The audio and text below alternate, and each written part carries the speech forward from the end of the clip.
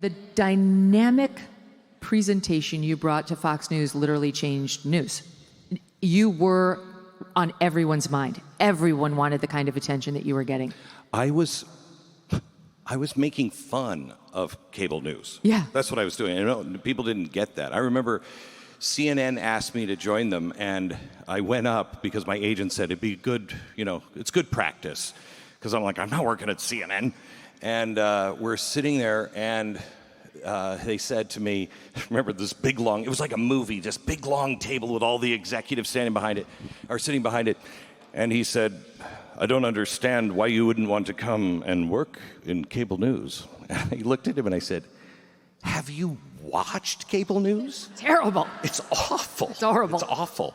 And they, to some extent, let me create what I wanted to create. And then Roger saw the success of it over there and brought me over to Fox. And we had the same kind of agreement that, you know, if I'm going to torch the entire network, stop me, please. But he was like, I trust you, and I trusted him on what the network was doing, and we had a great time. You were so fun to watch, and you were then and remain such a good teacher, right? Like when Glenn takes on a difficult issue, he can walk you through it such that you really understand it like nobody else. And when you get the double blackboard out, it's like nothing else. There's nobody who can do the double blackboard better than you can. And at Fox, you truly became a juggernaut. #1 show, all the attention, millions of articles written about you. I saw you one time, I mentioned this. I remember you came to see me in my office because we were going to talk about your book, and I was going to write something for it. And you had like 6 bodyguards because you also became a huge target. How did that change your life? You know, before I went to Fox, I knew it was going to change my life, not as much as it did. We had already had death threats before, but not like that, and not organized, not really paid for by the Soros people and the left. I mean, they spent a lot of money doing that. The only thing that mattered to me was a conversation that I had with my 2 eldest daughters and my wife before we went, both the night before I gave Roger his answer of whether I would come to Fox. I sat down and I said, this is going to change our lives in ways we can't imagine, and I just want my 2 children to look me in the eye and say, you will always remember me for who I actually am, not what people are going to say about me. That's very wise. And I've had that conversation with my own kids too. Like it's hard. I say, like, here are the terrible things they say about me. Yeah. You should see what they say. Yeah. And then if people will stop me on the street and say, oh, I'm a big fan, whatever, I say, you see that? There are a lot more of those people than there are of those people. Yeah. And you remember that whenever you see something terrible. That's the only thing that matters. It's the only thing, you know, I was such a big fan of Rush Limbaugh, and he... Yeah. The greatest. But once his audience dies out, this should give all of us that do what we do perspective. When his audience dies out, he will just fade back into the background of humanity.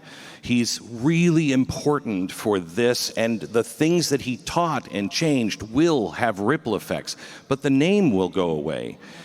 Very few people are actually remembered. Charlie Kirk will be remembered for decades to come. You know, you're kind of touching on, I call it my Paul Newman theory of life.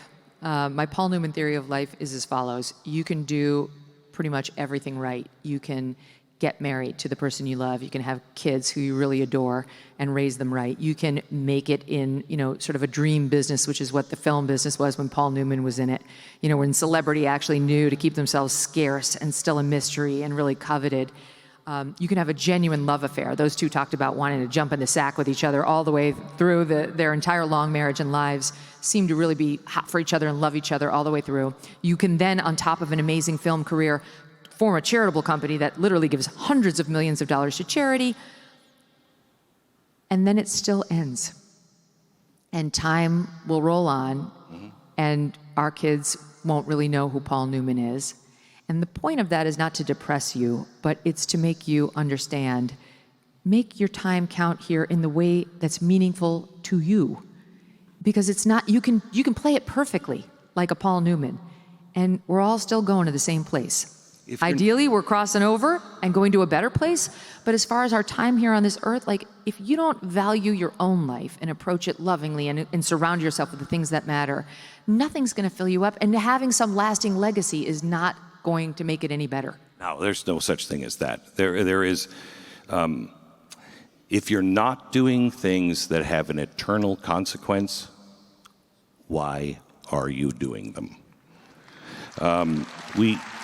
We need to understand, and as I just had a birthday recently, and I turned old, and what is old?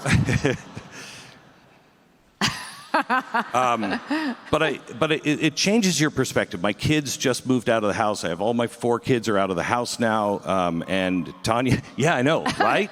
Do you know his kids? Why are you cheering?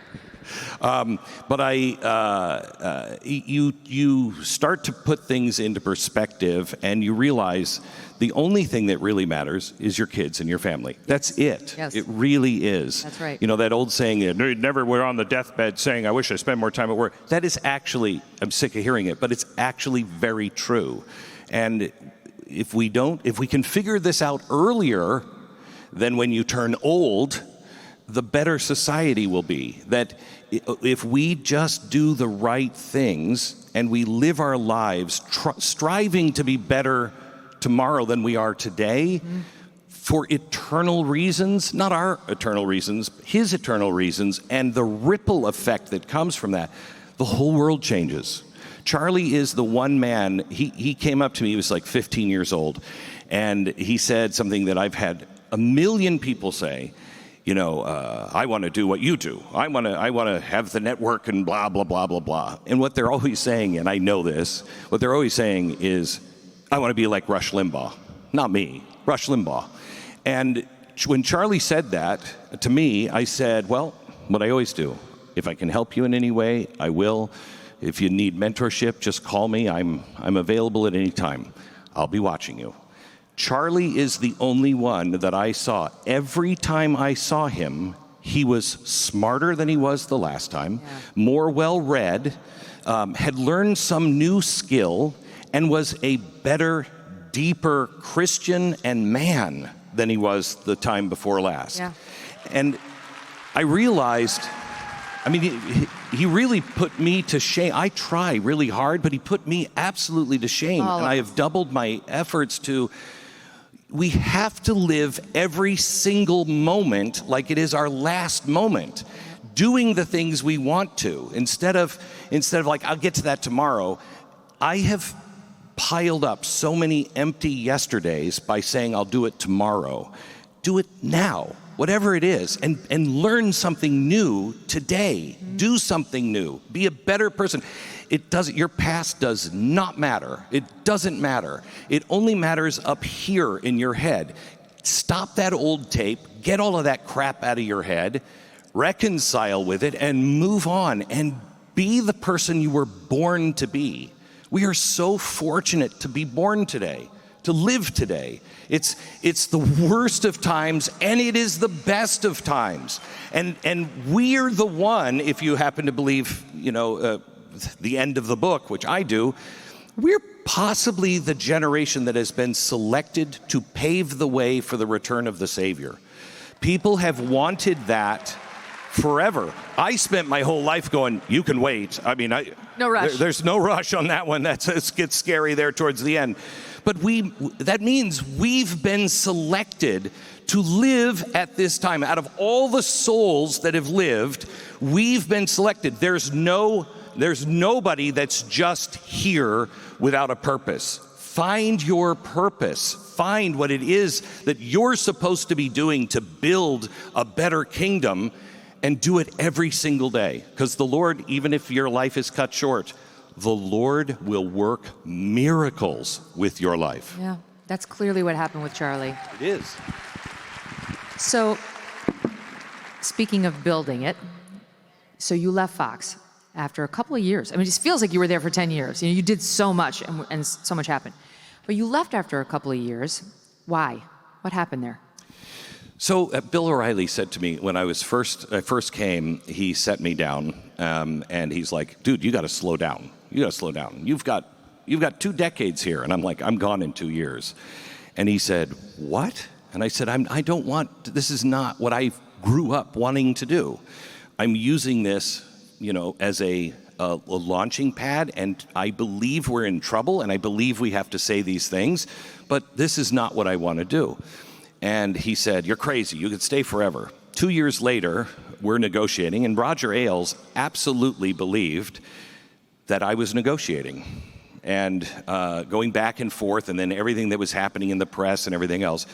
The last thing Roger Ailes said to me as I walked out the door, because we had a decent relationship. I mean, I didn't know all about his personal life, et cetera, but we had this connection on performance and television and the craft of television. Mm-hmm.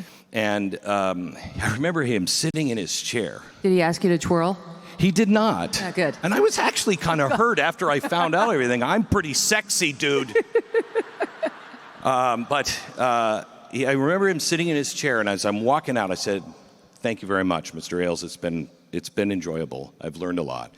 And he shook his head and he said, "Come on, you're not actually going to do that internet thing, are you?"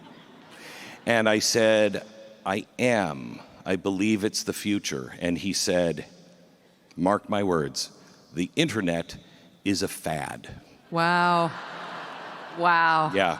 You know what I think, just having known him, is he didn't believe that. He was just trying to convince you of that so Maybe. that you'd stay. Because he was worried. He was very worried about Google, and he was worried about the online presences coming and stealing our audience and his talent. So he was a genius. So I feel like he probably did see the threat. He was just trying to convince you there was no there, so he'd stay. Well, I mean, when I left, you said almost nobody was doing it. Literally, no one was doing it. Well, wasn't Joe Rogan doing it? Joe Rogan was doing a podcast kind of thing, but not what we were doing. No one was doing a live network. Nobody had ever tried. We had to build our backbone on the back of Major League Baseball. They were the only people that had pioneered all of the infrastructure to do a subscription live network. Okay. So we started it, and it was frightening. But the reason why I started it, Megyn, and you know this, because I was writing you when you were going through your crap at NBC and the stuff at the end of Fox and your whole journey. I always had my back. I've always believed in you. I've always seen your talent, and I've always said, "Get out of there." Yes. And the reason why I started The Blaze was to demonstrate, because I remember one of the last things I said on Fox was a message to the left. There will come a day when you thrill at the idea of me on only at 5 p.m. on weekdays. Yeah. They didn't understand what I understood. If somebody goes in and plants their flag and can make it a success, you will follow. Tucker will follow. Ben Shapiro will follow. Look, we have we're this close to successfully putting the mainstream media out of business. Out. That's right. I've never really considered it like that, but if we said to today's left, if you could wave your magic wand and put me back at 9 a.m. on NBC, they would. Versus leave me where I am now, they'd put me back there in 2 seconds. Because what they were saying at the time was, you want to say those things? You can't say those on network television. You go on the internet and you do a podcast. They didn't understand the power of the podcast. They didn't understand. They had no vision at all.